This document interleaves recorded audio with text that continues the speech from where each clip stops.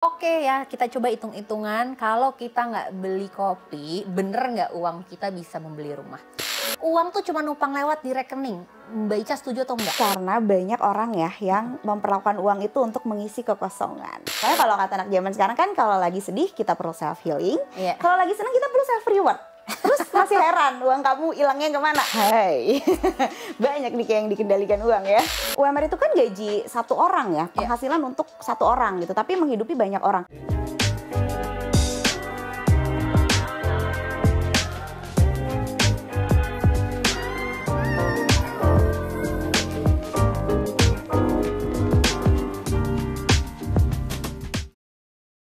Selamat datang di Lintas Makna dan selamat datang juga untuk episode kedua dari season kedua kita, di mana kami akan menemanimu berbagi cerita karena setiap orang punya sudut pandang dan juga jalan ceritanya masing-masing.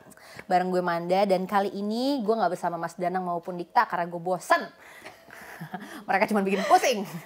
Jadi kali ini kita akan saling mendengar dan bertukar cerita bareng dengan Mbak Anissa Steviani atau yang biasa dipanggil Mbak Ica. Hai, kita langsung aja kenalan ya. Mbak Ica apa kabar? Baik. Sudah makan hari ini? Belum. Oh belum. Gimana sih? Ini timnya nggak makan dulu. Kalau pagi-pagi nggak makan. Oh oke. Tim yang mungkin nggak terbiasa sarapan di paginya ya. Bener, nggak ada hubungannya dengan financial ini kan Mbak? Oke. Bukan demi ngirit, bukan. Oh oke. Nah, ini hari ini kenapa kita mau ngajak ngobrol sama Mbak Ica gitu, dan mungkin teman-teman Lintas Makna juga pengen tahu karena kita akan membahas tentang sesuatu yang sangat kita butuhkan tapi sangat susah diatur. Oke. Dan kadang-kadang kita juga nggak punya ilmu yang mumpuni gitu ya Mbak untuk mengatur gitu. Jadi kita mau ngomongin tentang uang, tentang mungkin kalau yang seumuran kita yang udah bekerja juga sekarang tentang gaji gitu, gaji yang besar, pengeluarannya juga semakin besar. Tapi di satu sisi sebenarnya kenapa kita mau ngomongin ini karena yang membawa adalah adanya obrolan di luar sana. Kayak misalnya ada contoh Bu Sri Mulyani sempat bilang juga bahwa nih kayaknya anak muda sekarang akan makin sulit beli rumah gitu. Terus ada juga yang sejujurnya aku lupa siapa gitu yang pernah membicara tentang ya udah makanya anak muda nih kalau misalnya mau beli rumah jangan beli kopi gitu. Terus tiba-tiba di Twitter ada yang bikin threadnya, oke ya kita coba hitung-hitungan kalau kita nggak beli kopi bener nggak uang kita bisa membeli rumah. Ternyata nggak juga gitu. Iya, kayak emang berat juga gitu. Ditambah sekarang BBM naik ya, mau beli bensin juga udah mulai berasa gitu, mulai nunda-nunda, ntar aja deh kalau masih bisa nanti-nanti gitu. Nah sekarang kita mau ngomongin tentang itu Mbak hari ini. Kita kenalan dulu kali ya. Boleh. Sama aku. Oh iya, aku itu udah ngoceh aja karena udah penasaran. Silakan Mbak Ica. Iya. Bagaimana nih latar belakangnya, kayak kenapa Mbak Ica nih sosok yang kita lihat di sosial media yang bikin konten, kenapa bisa sampai akhirnya menjadi financial planner? Karena dulu aku gak bisa kelola uang. Tentu ya. Siapa yang bisa kan? Emang ada yang diajarin? Kalian ada yang diajarin kelola uang di rumah? Nggak ada kan pelajarannya di kelas? Nggak ada. Diajarinnya nabung ya. Nabung pakai buku tabungan waktu SD kan. Nah tapi nggak ada yang diajarin kelola uang. Makanya nih aku waktu nikah udah kerja 4 tahun. Suamiku udah kerja 6 tahun. Nggak punya uang. Cuma megang uang dikit lah waktu itu gitu ya. Tapi udah hamil nih, gimana nih anak mau kita kasih makan apa gitu. Makanya 2013 belajarlah kelola uang. Jadi aku Anissa Steviani 34 tahun, ibu 1 anak, umurnya 8 tahun, sudah kelas 3 SD, sudah kelola uang selama 9 tahun. Nah ini harus diomongin di awal nih, karena kalau enggak kayaknya kok udah lancar banget ya, kok udah jago banget ya, udah 9 tahun, tenang aja gitu. Aku di tahun ke-6 financial planning baru belajar tentang serius gimana sih caranya jadi certified financial planner, karena pengen sharing, oh nih gue udah berhasil nih bisa dibilang gitu ya, 6 tahun udah lancar, baru deh pengen sharing ke teman-teman semuanya, makanya belajar ikutan course, lulus, baru deh berani untuk sharing gitu. Berarti dengan background dari Mbak Ica sudah melewati banyak hal, sudah 9 tahun juga kurang lebih mengelola dan juga belajar financial planning. Sekarang sudah waktunya tepat nih kita nanya sama yang ahli gitu. Uang tuh cuma numpang lewat di rekening. Mbak Ica setuju atau enggak? Iya, setuju. Oke. Setuju dong. Terus kita punya apa kalau cuma lewat doang gitu? gitu kayak. Lewatnya kemana? Oke. Iya, jadi sebenarnya tuh ya gini, ketika kita dapat uang nih, apalagi kalau yang gajian ya, kita gajian di tanggal 25 misalnya gitu. Memang sudah seharusnya di tanggal 25 itu cuma lewat-lewat aja itu uang. Begitu dapat kita bayarin ke cicilan, tagihan-tagihan, bayar wifi, beli kuota internet. Itu di awal udah kita bagi-bagi tuh uang-uangnya. Sehingga uang yang tersisa di rekening itu adalah uang yang memang sisa buat bulan itu aja. Jadi memang sudah seharusnya dilewat-lewatin. Tapi biasanya kesalahannya itu ketika dapat uang pertama kali, yang dihayalkan kan check out yang udah 99 plus itu ya di e-commerce-nya ya. Atau check out kan sebenarnya selama ini hanya di keranjang kan. Iya kan, kayak yang mana yang gue check out duluan gitu kan. Nah itu kesalahan pertamanya, kita malah check out dulu hal-hal yang kurang penting. Terus habis itu sisanya baru kita pakai nih buat bayar cicilan, tagihan segala macam. Bingung di akhir bulan, kok tabungannya kepake lagi ya? Ini gue gak bakat nabung nih gitu. Sering terjadi hal-hal kayak gitu. Nah sebenarnya kalau kita udah terbiasa, udah rapi, di awal itu kita udah tahu nih budgetnya apa aja. Buat makan berapa, bensin naik berapa nih, belum tahu ya karena belum 1 bulan. Tapi kayak hal-hal makan siang, jajan sore, itu kita udah tahu budgetnya berapa, kita pisahin di rekening terpisah. Kita udah tahu juga, kita ada selisih nih, sisanya ini kita tabungin. Sisanya lagi baru kita belanjain. Kalau kita mulai dari belanja, sampai kapan juga kayaknya nggak cukup. Dan ya lewat-lewatnya jadinya buat belanja-belanja aja. Jadi tentang kesadaran menentukan yang mana dulu ya Mbak yang harus disisihkan gitu ya. Ini ada selintas kata bermakna nih, kalau di lintas makna ada selintas kata bermakna Mbak Ica. Uang tidak bisa membuat kamu bahagia dan tidak akan pernah. Semakin memilikinya, semakin banyak yang diinginkan. Alih-alih mengisi kehampaan, uang malah menciptakan ruang hampa. Benjamin Franklin. Wow. Teman-teman lintas makna ada yang setuju, ntar kalau setuju atau tidak setuju silakan komen juga ya di bawah ya gitu. Nah Mbak Ica sendiri setuju nggak dengan statement ini? Setuju banget karena banyak orang ya yang memperlakukan uang itu untuk mengisi kekosongan. Nah, kok ketawanya kenceng banget tuh yang di belakang. Nah, gue bingung gitu sekarang tuh mengisi kekosongan bukannya cuma nyari pacar tapi dengan uang gitu ya. Iya dong. Betul. Aku lebih setuju yang uang sih sejujurnya. Kayak aku mengisi ingin dengan uang gitu. Iya, jadi sebenarnya ada yang kosong di hidup kamu nih ya. Terus kamu berusaha mengalihkannya dengan cara belanja. Ini paling gampang aja ya kalau teman-teman yang karyawan ya, lagi kesel banget di kantor, lagi ada deadline segala macam, pokoknya lagi banyak pressure gitu ya. Yang dilakukan pertama apa? Belanja, jajan sore, jajan apa yuk, makan enak yuk gitu kan. Kita mengisi kekosongan-kekosongan yang ada dengan uang. Kita nggak address masalah utamanya. Masalah utamanya adalah kantor kamu bermasalah, mungkin kamu perlu ngomong sama bos kamu gitu kan. Tapi nggak kamu lakukan. Terus juga dengan hal-hal lain, mungkin di rumah lagi kesel banget berantem sama orang tua gitu. Terus sebel, pokoknya mau main aja deh ngabisin uang gitu. Nah itulah ketika uang dipakai buat mengisi kekosongan, kita jadi nggak address masalah utamanya. Dan ini tuh sebenarnya diajarin dari kita kecil. Betul. Ya kan?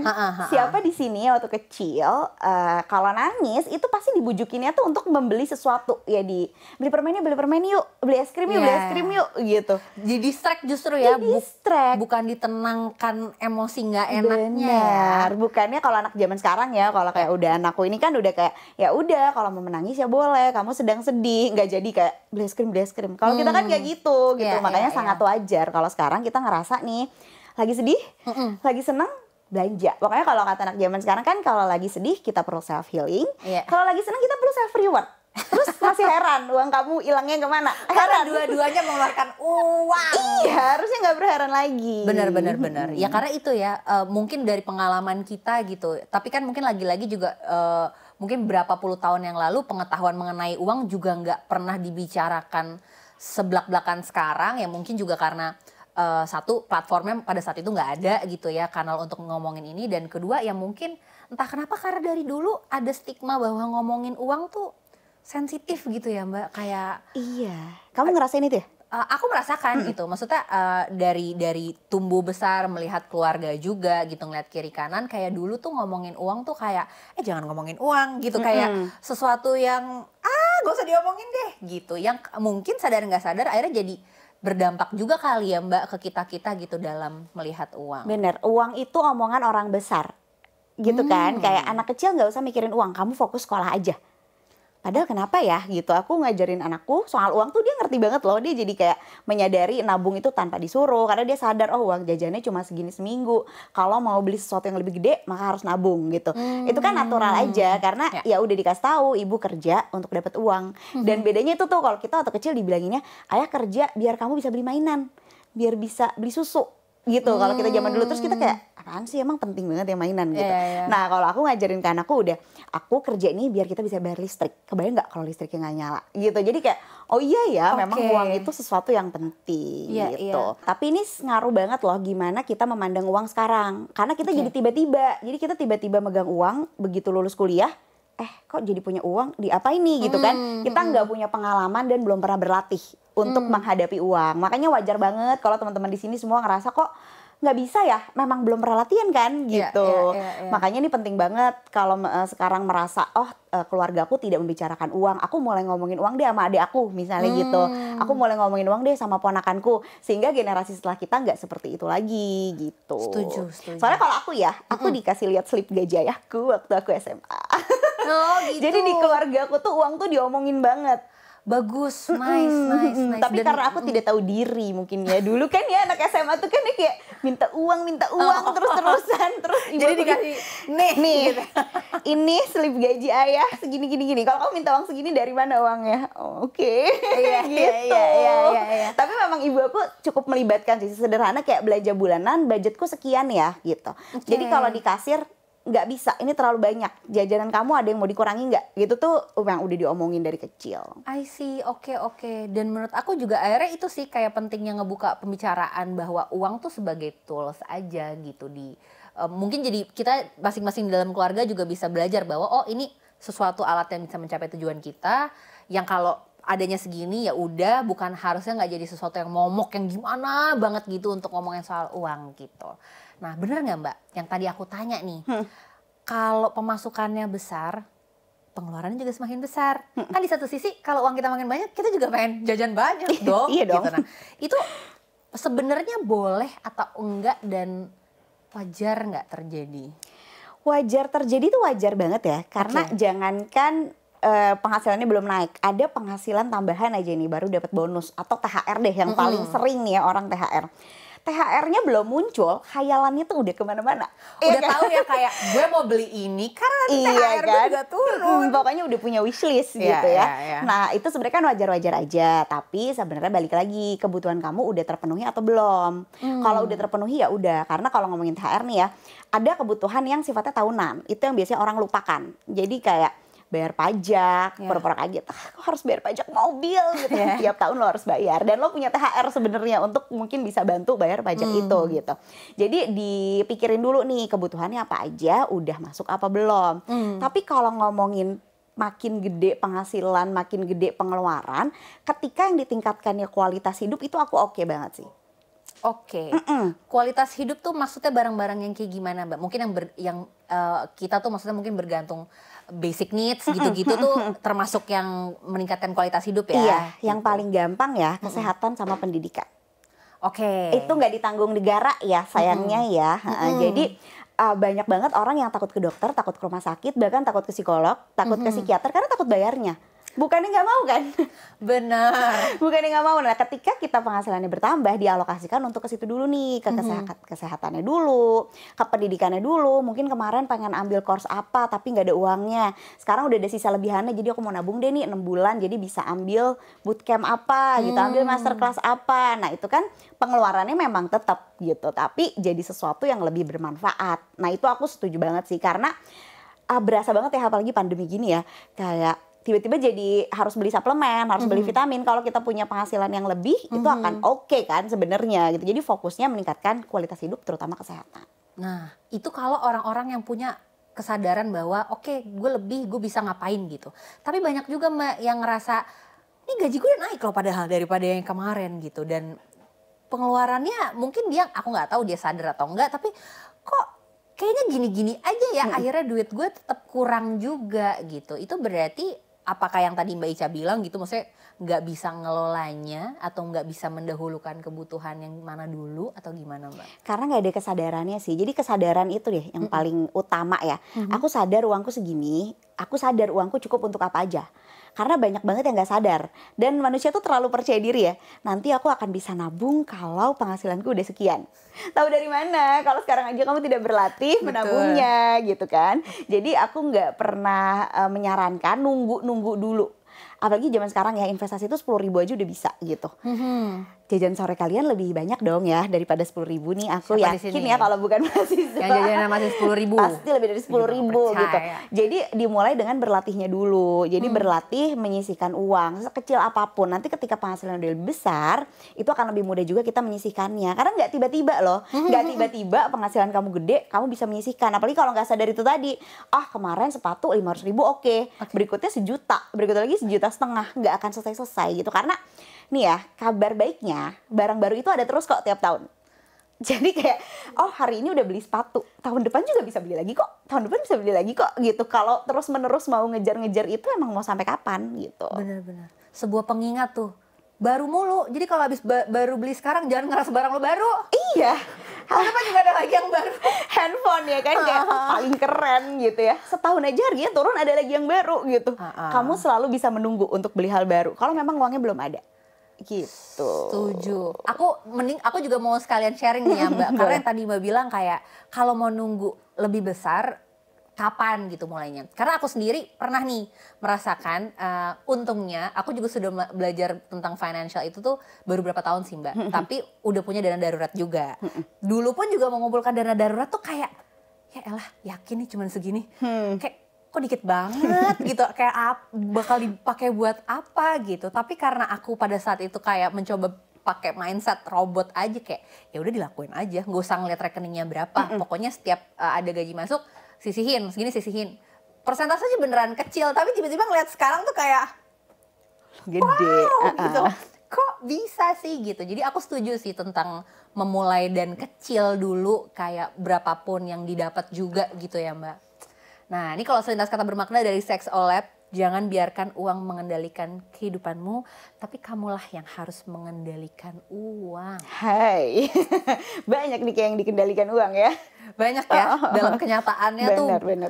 Kayak banyak yang masih merasa, ya gimana dong hidup gue kan tergantung uang yang gue dapat gitu. Kalau gue merasa kurang ya berarti gue masih banyak ininya nih, banyak kekurangannya gitu, kayak gue nggak bisa apa-apa gitu, berpasrah dengan keadaan juga gitu. Nah ini ada hal menarik selanjutnya yang tadi aku juga mention di awal Mbak gitu, soal anak muda dan gaji. Statementnya Bu Sri Mulyani, Menteri Keuangan Indonesia bilang anak muda tuh bakal susah beli rumah, mau nabung berapa lama buat DP-nya gitu.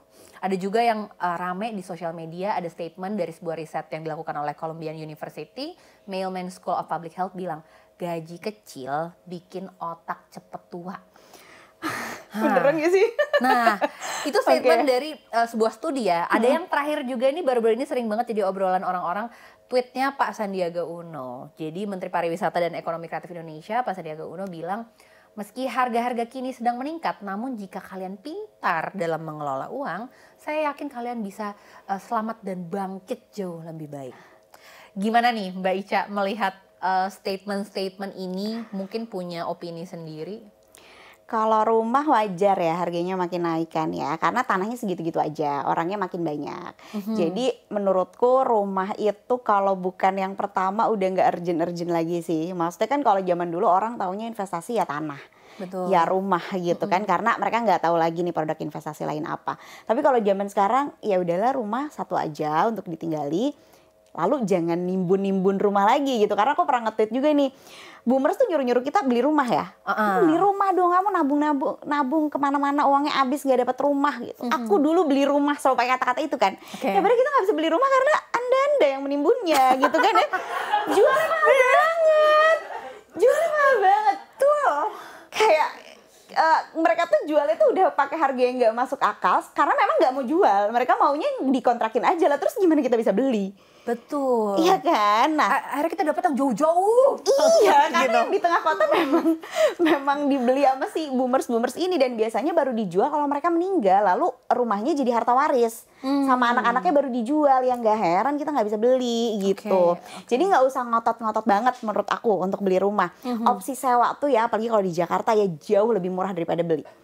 Jadi bisa cuma 1% dari harga rumah kamu nyewa gitu kan. Makanya ya udahlah kalau sekarang nggak bisa beli rumah, kita nabung dulu aja. Nanti pembelian rumahnya kapan-kapan juga nggak apa-apa. Kita bisa sesuaikan dulu nih, sekarang rumahnya dekat kantor, yang penting nggak capek di jalan, nggak usah dipikirin harus banget secepatnya gitu ya. Tapi balik lagi ya, orang-orang punya pertimbangan masing-masing. Banyak yang memang mungkin seumur hidup orang tuanya kontrak rumah, jadi kayak aku pengen cepet-cepet beli, nggak apa-apa juga gitu. Cuman kalau misalnya nggak urgent-urgent banget, nggak usah gitu ya. Karena kayak harganya nggak masuk akal, apalagi kalau di Jakarta.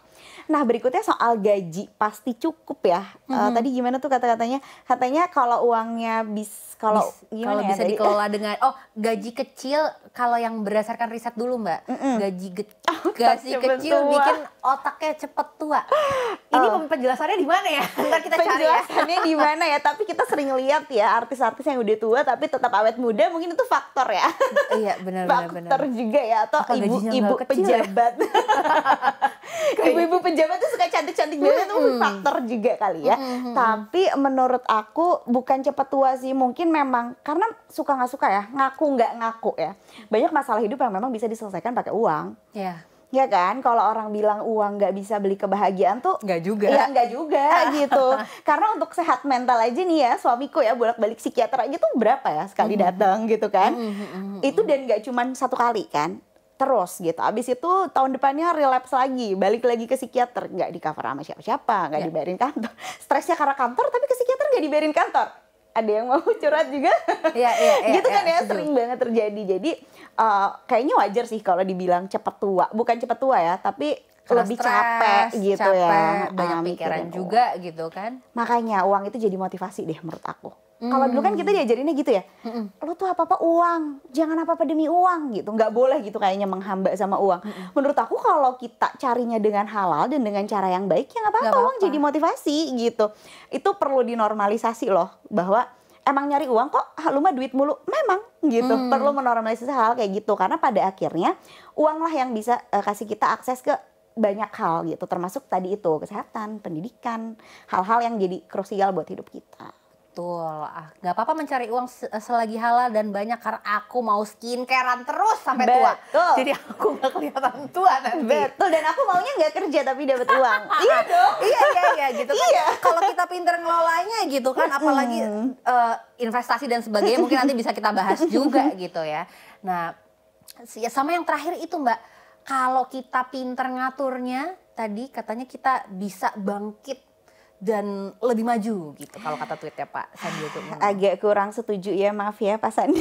Oke, kenapa tuh Mbak? Tapi karena uang itu nggak selalu cukup. Jadi kalau kita nih orang zaman dulu tuh selalu bilang gaji kamu tuh pasti cukup, kamu aja nggak bisa ngaturnya. Sering banget dong diomongin kayak gitu ya, kayak dijudge nih gue nih yang nggak bisa ngatur uang gitu. Padahal emang belum tentu cukup kok. Inflasi Kak. Iya, abis itu juga banyak nih yang gajinya UMR tapi menghidupi adiknya, orang tuanya. UMR itu kan gaji satu orang ya, penghasilan untuk satu orang gitu, tapi menghidupi banyak orang. Ngangguk-ngangguknya kenceng banget loh dia. Nggak tega loh aku. Nih teman-teman lintas makna kalau nggak tahu, jadi di balik kamera ini banyak orang yang kayak gitu. Iya. Ekspresinya itu gitu. Iya, jadi belum tentu cukup. Tahu cukup dari mananya itu kalau kita udah tahu nih pos-pos pengeluaran kita apa aja. Termasuk orang-orang yang kita tanggung. Jadi adik kita tuh lagi kuliah, kita yang biayai, butuhnya berapa. Orang tua kita bayar listrik perlunya berapa. Ketika kita udah tahu nih pengeluaran kita sekian, bandingkan sama penghasilan. Cukup apa enggak? Kan bisa jadi enggak gitu. Atau orang yang suka bilang gajiku tuh pas-pasan Kak, makanya nggak bisa nabung. Tahu ngepas tuh dari mana? Bener nggak sama dengan penghasilan, sama dengan pengeluaran? Atau cuman perasaan kamu aja? Perasaan ngepas deh gitu kan. Nah kalau cuma perasaan nggak bisa nih, harus dibuktikan dulu gitu. Tapi mungkin banget kok, mungkin banget gaji itu nggak cukup. Dan kalau nggak cukup nggak ada cara lain. Ada yang bisa diirit nggak? Misalnya selama ini pakai mobil jadi pakai motor misalnya. Atau enggak selama ini pakai transportasi umum tapi ternyata mahal banget, mendingan beli motor listrik misalnya gitu. Ketika kita udah tahu ada yang bisa diirit, jadi ada selisihnya nih. Tapi kalau udah nggak ada yang bisa diirit lagi, nggak ada cara lain selain penghasilannya yang ditambah. Nah itu dia. Iya. Setuju, tadi aku baru ngeh juga gitu Mbak Isya bilang gitu, bahwa memang nggak bisa satu gaji nih disamakan ke berbagai kondisi gitu, karena lagi-lagi kita nggak ada yang tahu kan pendapatannya sama tapi bagaimana tanggungannya gitu. Ada yang tanggungannya lebih banyak, ada yang mungkin juga masih membantu orang tua dan juga adiknya juga, belum lagi yang punya anak gitu ya Mbak gitu. Jadi memang nggak bisa satu ukuran tuh dipasin ke semuanya, bisa jadi memang nggak cukup gitu karena tanggungannya tuh berbeda-beda gitu tiap orang. Nah kalau misalnya kita udah tahu, tadi Mbak Ica udah mention gitu, kita udah tahu nih, berarti caranya adalah tahu cukup atau enggak dengan menghitung pengeluaran kita. Terus ketika nggak cukup, yang tadi Mbak Ica juga bilang tentang berarti harus ada yang di-adjust nih, apakah transportasinya jadi beda dan sebagainya.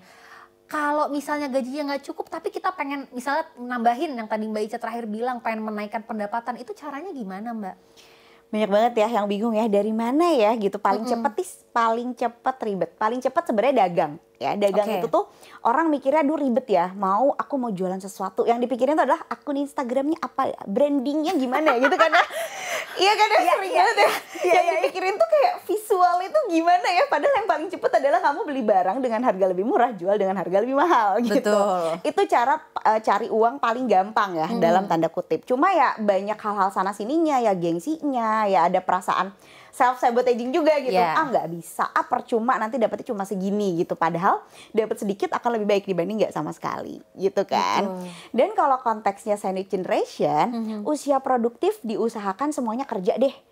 Adik kamu yang kuliah itu nggak perlu kok kamu tanggung bebannya sendirian, kayak aku kakaknya nih, kamu kuliah yang serius aja deh gitu, nggak usah sambil kerja-kerja. Kalau dia sambil bisa ngasdos atau dapat beasiswa, itu kan meringankan beban kamu juga gitu. Jadi setiap orang yang punya potensi menghasilkan uang, usahakan menghasilkan uang. Ini aku ngomong kayaknya gampang gitu ya. Nyatanya emang nggak gampang, tapi memang cari uang itu susah. Ngeluarinnya yang gampang.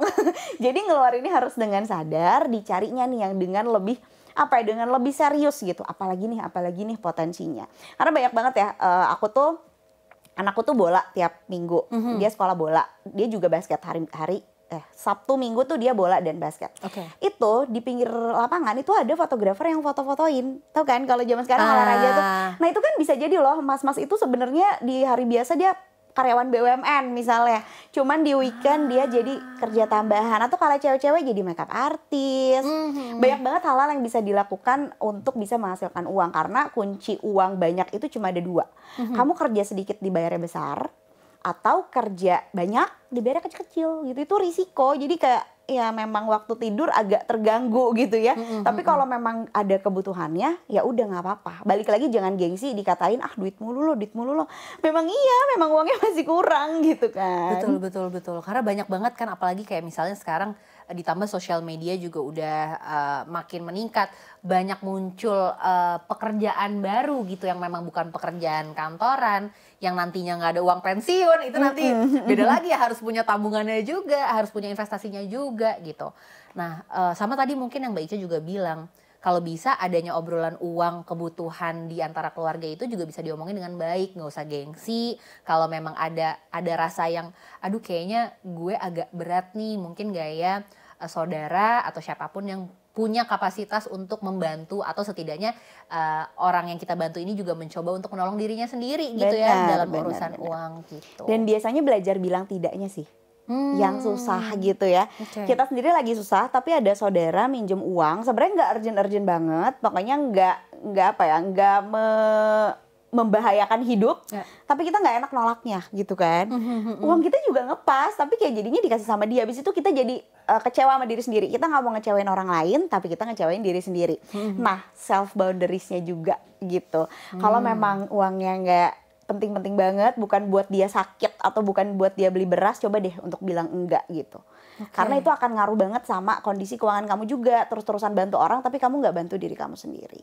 Sedangkan kalau membantu orang harusnya kita sudah terbantu dulu ya Mbak. Bener. Akan lebih ideal, kita akan bisa lebih bantu orang lebih banyak kayaknya kalau misalnya kita sendiri udah cukup gitu. Nah tadi ngomongin tentang gaji, pendapatan, kan katanya harus dibagi-bagi nih Mbak, ada pos-posnya. Itu ada rumus pembagiannya nggak gitu, kayak oke segini, nah bingung nih harus yang mana berapa ya Mbak gitu. Kalau Mbak Ica ada rumus-rumus tertentu nggak? Iya, jadi kalau di sosmed tuh kan banyak banget persentase ideal ya, harus 50%, harus berapa puluh persen gitu. Balik lagi tuh persentasenya siapa gitu. kok cuma segini ya, terus emang nanti dapat apaan. Kalau uang kita tidak terbatas, kita baru bisa kasih ke orang tidak terbatas. Ada orang-orang yang merasa gue tuh belanja besar, barang bagus, barang mewah, karena dengan harapan itu juga akan menunjang karir gue. Kadang-kadang kita tuh berasumsi orang tua kita senang banget kalau dibeliin sesuatu. Dasarnya kalaupun kita pakai baju bagus, atau tas bagus, atau mobil bagus, yang dilihat tuh bukan kitanya, barangnya. Aku tuh paling bingung sama definisi self reward sebenarnya.